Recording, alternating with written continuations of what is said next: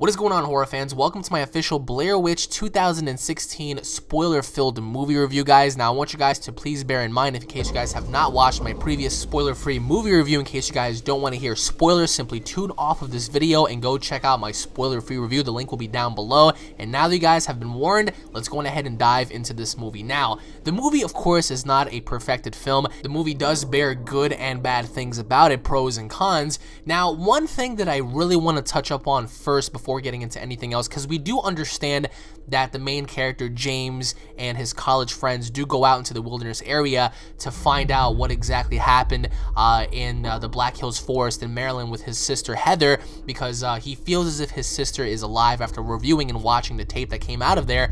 And so his friends are actually trying to film a mockumentary. Now, for anybody out there who's seen the very first Blair Witch Project movie back in 1999, if you guys remember, there was a specific scene where, if you remember, our heroes were camping out, they were sleeping, and then all of a sudden we would hear children dancing near their campfire. They were dancing around their tents, and we were kind of like left wondering like what the hell was going on with that, like where did we hear the sounds of children.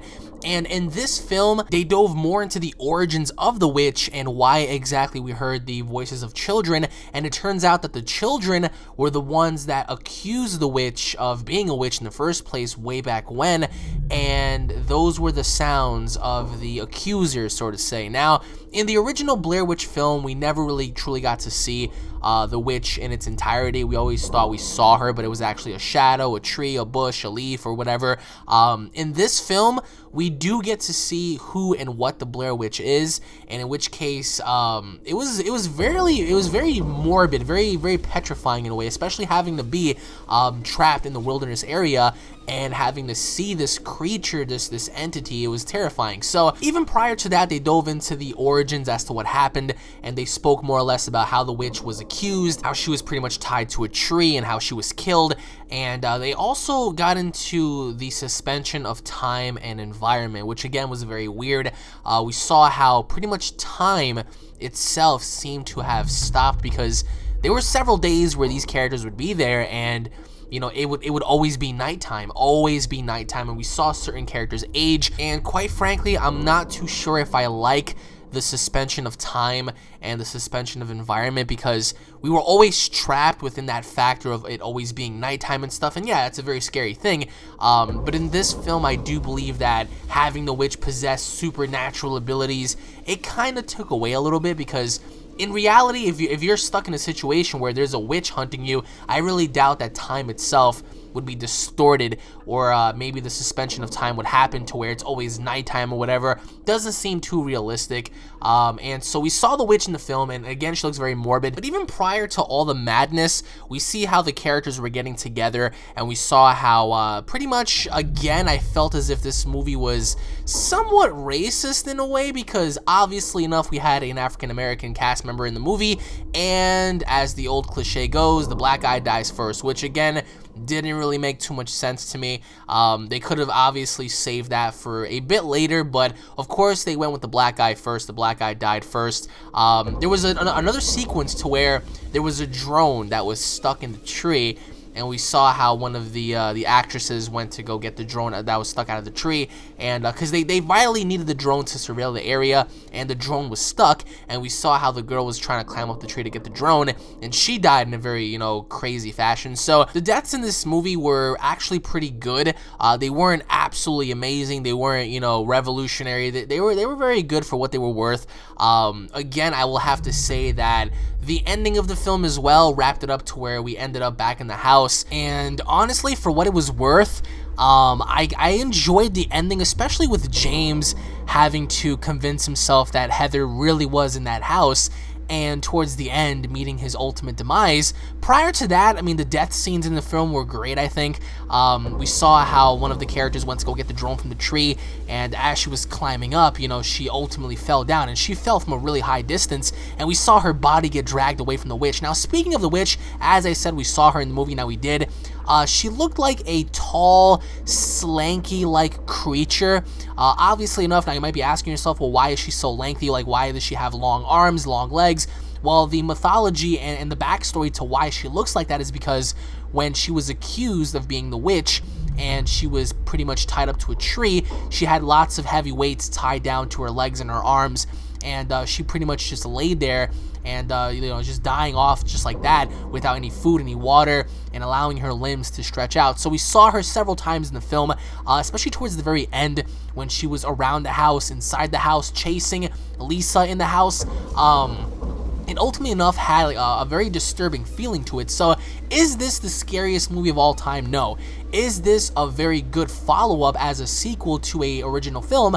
Yes, it was. This was a very good film. Although I felt as if it was a little short, I definitely prefer this film over the original because right from the get-go, we jump into the plot, we jump right into like what's going on, and we see how the two locals in the film were pretty much trying to fool our characters into believing that this was actually real, and so he was actually constructing like these stick figurines and stuff and hanging them around the tents, and he admitted to faking some of that until the group ended up splitting off, which was a no-no.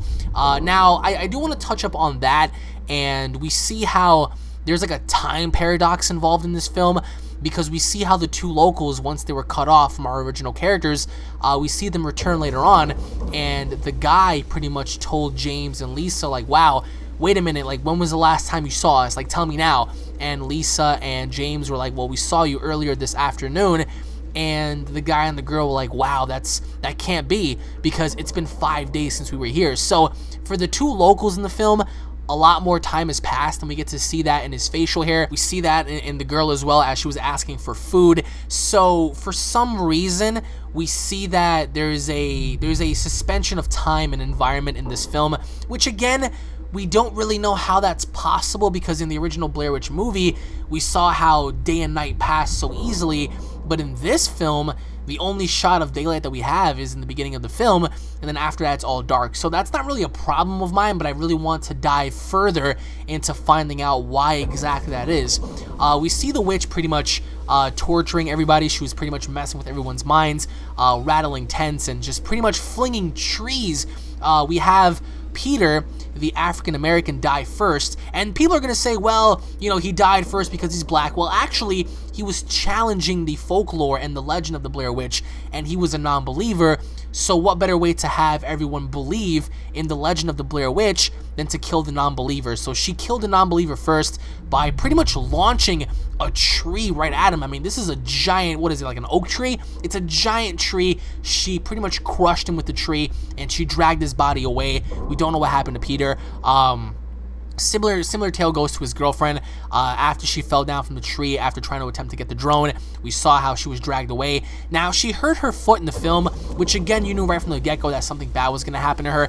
And then there was one specific scene where it looks like she pulled out somewhat of a parasite from her leg that was pretty much infecting her body, or somewhere along the lines, like we saw something come out of her. It looked like a centipede because it had multiple arms and legs and stuff. It was disgusting, and so we saw pus and blood, but ultimately enough, she died. And we see Lisa, the company, the one that was trying to film everything, join James, and we see how she was the last one to pretty much survive. And I really thought towards the very end that, you know, she was going to make it out alive, because so as long as you don't look at the witch after staying in the corner, you'll be fine. And so she was trying to walk backwards into getting out the house and using her camcorder as a way to look back and pretty much follow the guidelines of the camcorder. So we saw how ultimately enough, James was killed off, and he was killed off because he thought he heard his sister behind him. And of course, as the legend goes, you can't look directly at the witch, otherwise you'll die. And he ultimately enough looked at her and she killed him, and the same thing goes for Lisa. So ultimately enough, every single person died in this film. I'm a little curious if anyone else is going to be aware of everyone's disappearance, and if anyone's going to go out there to try to find out where these kids are. Ultimately enough, having a sequel to this, I do think that they ought to probably have a sequel to this, because judging based on the overall reception to this film, it was very, very positive, and it seemed as if a lot of people loved this film. I myself, again, really, really enjoyed this film. The only thing I had a problem with, it was too short, and I felt as if the whole time paradox thing ought to be more explained, because we never really understood as to why that was going on, because 1 minute they're all sleeping and when they wake up it's still darkness. So why is that? You know, like, was the witch pretty much messing with their minds? We don't really know, but what is said is that nobody survived, and we do see the witch. Now, I don't know for some people if that's a good thing or a bad thing. Some people are going to complain and say, well, she should have, like, you know, kept hidden the entire time. But people have wanted to see the witch for such a long ass time. People have wanted to see her back from 1999 just to see how she looks like, and now that we finally see how she looks like a hairless creature, and she looks very terrifying, very morbid. She had like this very awkward, weird scream to her, which again is very terrifying enough. But I want to know down in the comment section below, guys, A, do you guys believe that they're going to be making another film following up to this? B, if you guys personally feel as if revealing the witch is a good thing or a bad thing? And C, what are your overall thoughts on the film itself? Did you guys like it? Did you guys hate it? And let me know your overall feedback down below. Again, this is not the greatest film, but this is certainly not the worst. I would have to say this is the best Blair Witch movie out of the bunch that they've made, including the original. So this is definitely something I would suggest for you guys to go ahead and check out, and even ultimately enough watch on Halloween. Now, also, I do want to applaud the cast members and the crew for using modern technology. We saw these earpiece cameras, we saw drones, we saw some really awesome stuff. So I think that was definitely an A+, because instead of going in there with a regular DV, you know, camcorder to where it's all shaky and shit and distorted, we have like some really clear ass footage, which was really good. And towards the beginning of the film, now I will say the video that you see in the beginning that's being played on YouTube is ultimately enough that this goes back to the time distortion.